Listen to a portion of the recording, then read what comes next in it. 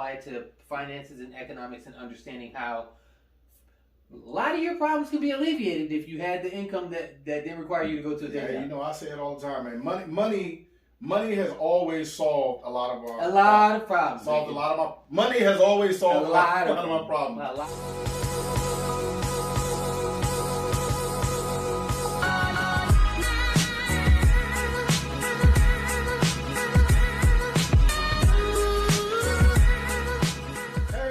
Is going on social media family? Corey Brimmer, Sugar Rim Bar, and man, I got a crazy exciting podcast, I guess, for you. So it's like I don't know. I'm not really a podcaster, so we're trying something new. And I got my good friend Jeremy here, man. Jeremy Johnson, bro. He came all the way up from Atlanta to drop some knowledge, and we're gonna have some games. So Jeremy, what is up, brother? All is well. All is well. I can't complain. All right, man. So I guess today we've been talking all day today. We've been talking all day today. Indeed. And also not only have we been talking all day, we've been talking for a couple of years, and we never really had an opportunity to like sit in the same room and put it on camera. And put it on camera. So we said we're gonna start this thing. We're gonna put it on camera. And today, you had a topic that you wanted to go over, right? I really want to talk to people about the behind the scenes, the cost of doing business. And we're not talking about marketing, and we're not talking about sales. We're talking about the L's you take in business. It's unavoidable, and if you wait until you have some, flaw-free system or a process, a way of doing things to get started in business, you'll never get started.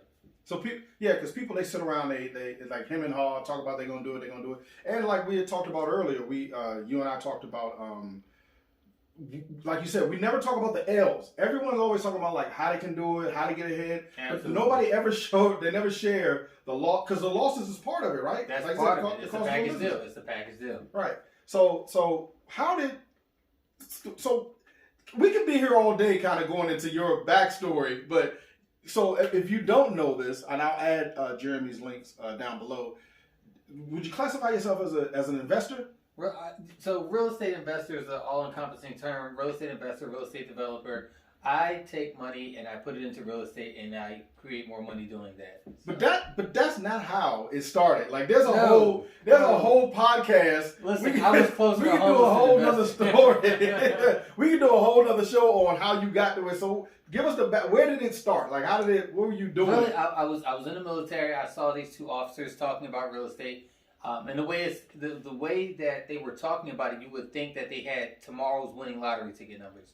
And instead of just kind of air hustling and leaning in, I just interrupted them. I said, "Hey, gentlemen, it sounds like something important is being discussed. Do you mind if I listen in?" And they said they didn't mind. What were you doing while they were talking? So we're actually sitting in the waiting room in the office. I'm just, there's not much to do. Play on your phone, listen to other people's conversations. So I was listening to other people's conversations. Because it wasn't like smartphones like we have now, right? No, it was just like, it's just, hey, look. And you were and something piqued your ear, and you asked them, could you chime in? Listen in. Like, I didn't even add any input. I had nothing to add. Did you even know what they were talking about, like the words they were using or whatever? Not initially. And that's the craziest thing. That's what I tell people. People will come to me and say, hey, I wanted to be, I've been trying to get a real estate investor for years and years and years. Literally, as of that day, that was the first day I thought about it. There was no pre-existing interest or desire to get it. It was just listening to how they were talking about it. That's what really grabbed me, how they were talking about it. And then so they were receptive to you listening? Well, it was more like a fly on the wall type of thing. They literally was like, I don't care. And then they just kept talking to each other. Like, they never asked my opinion or anything. They just said, I don't care. And then they just went back to talk to me. You were just being nice and cordial. Say, listen, just want to let y'all know, if you see me staring awkwardly at you, it's because I'm listening. Yeah. So after that initial meeting with those guys, so what did you take away from that? Were you looking at the world differently? No, because I still didn't know enough. So what happened was I ran into one of the guys maybe 4 or 5 minutes later, just me and him in the hallway, and I'm telling him about sound interesting, whatever. And at the time, I was actually going through a divorce. This is important. Congratulations. I was going through a divorce, but the reason this is important, right? So I was going through a divorce, and my grandmother was dying at the time, right? And so this is why this is important, because everyone has an excuse to not get started. That's everyone, right? So if I looked at my situations and the reasons that I should not have gotten started, I would be no closer to financial freedom, right? So I tell people now that even when I'm running this business, if I didn't do what I'm doing now, I would be at this moment I'd be an awesome area director at Target. You know what I mean? Like I would be crushing it at Costco right now. You know what I mean? Like making my 125, you know, making my 75 plus bonuses. Yeah. And taking over the whole Eastern Seaboard. You know what I'm saying? But that's exactly it. Like because your list of reasons why you can't get started is always going to be longer than the list of reasons why you can and should. But that doesn't matter. What matters is which list you're choosing from. Right. So I was going through this divorce. I had just bought this 4-bedroom house. You buy a house, you know nothing about investing. They say show up on closing day, sign your life, right? Sign these papers. Yeah, and so I had this. Did you have a real estate agent? I went to a real estate agent to buy my primary house, right? But haven't used. I don't. It was like a VA loan you did. Yeah. Right. Yeah, the VA loan. 580 credit score, get you in. Yeah, they take if you have a pulse. That's all you need is a pulse. A pulse because you got a guaranteed government job. Right. So, but really, what happened was this is how the conversation happened. He listened to me, tell him about my situation, and he said, "Are you renting out your rooms?" And I'm like, "No." I'm going through this divorce. I'm getting ready to jump back in the game. I need some privacy to invite some women friends over. And all he said was, "You're leaving money on the table. Rent out your rooms." And now, mind you, at this point, I don't even know his first name. And I said, "Okay." I tell people that was literally the okay that changed my life. 2 days later, he met me and he drove me around the city. And he actually, not only did he show me his properties, he's literally just driving on that property, driving some more on that property. He didn't just show me. He actually broke down this process. This is how I got started. This is how you can do it. But who does that? No one does that. And then for a perfectly good strength. I didn't know his name until that day. I was just about to jump in this truck. He was like, "Hey, oh yeah, by the way, my name's Mike." But nobody, that's what I'm saying. Like nobody does that. Nobody reaches back and says, "Let me show you a way that I'm making money that could potentially work for you. And you can take the same thing that I'm doing and apply it in your life and use it in your life." You know what? That is true. That's true. But what I will piggyback on that is by saying you've experienced this, I've experienced this, every successful person I know has experienced this. A lot of times you get to a point where we've tried to reach back and people have just slapped our hand so much you don't even take the advice that we just stop giving it. Right. Not because we're hoarding the information, but we've been rejected so many times that we've literally tried to give it away.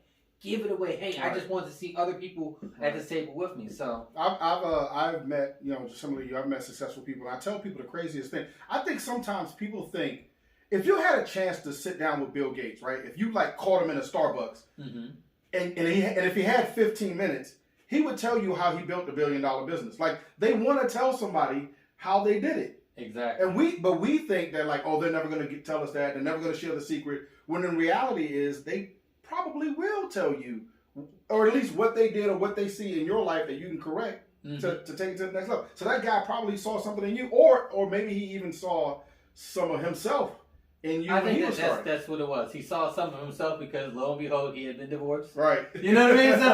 So I don't know. Maybe the sympathy story got him. I don't know. The stars lined up, and the moons, and the planet, and the Mercury was in retrograde, and it all. It all just happened, but it. However it happened, I will tell you this. That the gentleman he was speaking to, the day that I met him, that gentleman never took the advice. Right. He's still in the same position. The only difference is we're talking to the same person. The same day. He didn't take the advice. I did. You could be Jesus. You got Paul. You got Judas. You can have You got the same disciples rolling with you. Some people's gonna take it and run with it.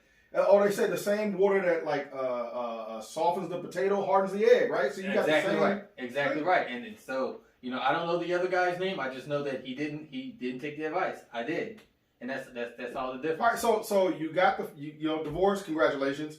You're renting out the rooms. What's the next step after you got you move these strangers into your house and then you're renting out rooms? Now let's pause there because we're talking about strangers. All right, guys, look, if you watch that video and if you like what we're doing here, I'm building out sort of like a podcast style. So what I want to do is I want to interview other entrepreneurs, other people that have been successful, friends of mine that I know that have made it, and I want to give you free game. I want to give you some free 99 knowledge, man. So comment down below in the sections. Let me know, I need a title, man. We need a name for this podcast.